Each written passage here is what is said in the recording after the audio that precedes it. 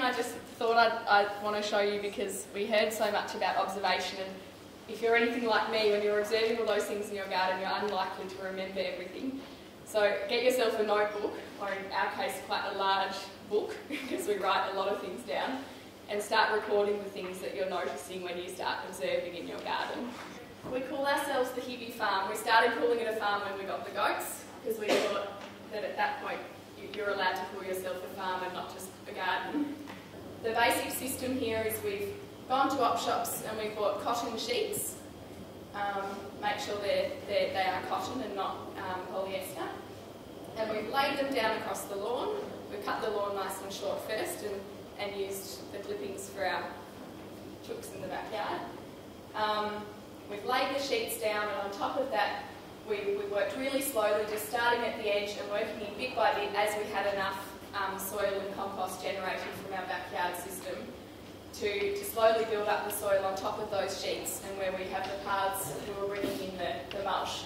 So that's how we've built up on top of our front lawn, and that's been really important to build up, because the first year we planted fruit trees directly in the lawn, and it's extremely heavy clay, and we had to actually dig those trees out and plant them higher the next year because they were just suffering from being waterlogged. And we decided when we wanted to extend the garden that we'd move on to something where access was really, really easy.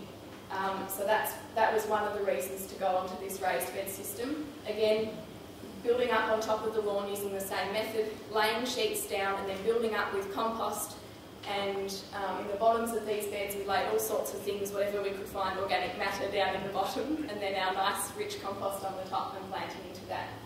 This system has an advantage that that you can keep planting in spots as they become available. As you harvest something, you plant into that spot. Whereas with the other system, once you harvested something, you were reluctant to plant again, because soon you wanted to put the chooks back into that garden bed and keep things moving along, and that kept things at a pace that we weren't happy with, and we weren't really getting that development of things seeding, flowering and fruiting all at the same time that Justin talked about earlier.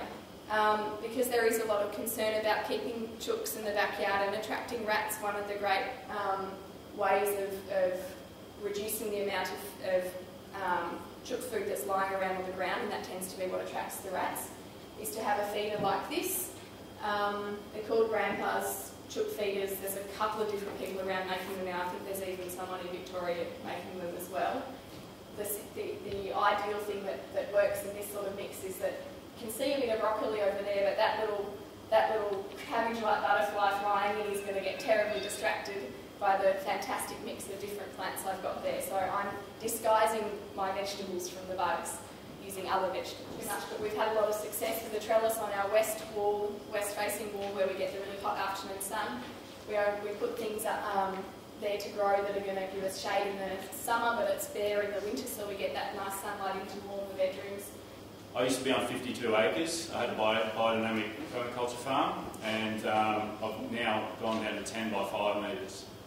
So you can start with one pot, you can start with 50 acres, it doesn't matter, you know, but be realistic about how much time you've got, how much space you've got, your lifestyle especially. You know, we're all busy, you know, I'm a lazy gardener as well. It's just I don't have time. I've got my landscape design business and a family, and you know, I don't have time for the garden anymore. But it's kind of progressed now where I don't do anything out there, you know, it just does its thing. So I just reap the benefits of it, so it's really good. So think about the space, and money.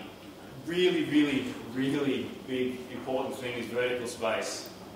A lot of people forget about it. In a small garden, you have to think about vertical space. You've probably got more vertical than horizontal, okay, well I have. Down my driveway, I've got a garden bed this wide, and I've got about 13 varieties of citrus growing in there, all along the side of my driveway. The other side, I've got Shiraz grapes, all pruned like a vineyard. So you've got to use all that vertical space. Anything, any poles, fences, even my fruit trees. I grow everything up my fruit trees, and my kiwi fruits and passion fruits are all just everywhere. So it's pretty crazy. So you just use everything you can, all the space. Just remember, with pots, potting mix, gardens, soil. That's all you have to know. Pots and potting mix, garden soil. Okay, you don't put soil in pots. We did talk about it earlier, but it's just really important.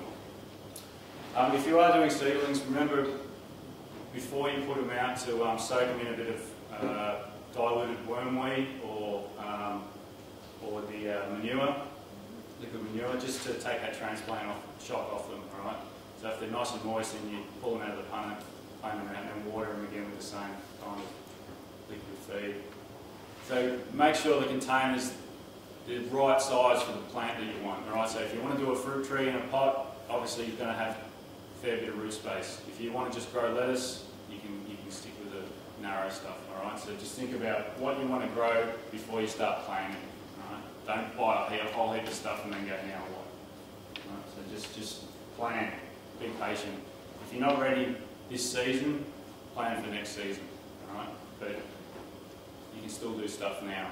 Okay? You put your lettuce and things like that. Even with your potting mixes, you can add composts and mulch your pots too. It's really important, you know.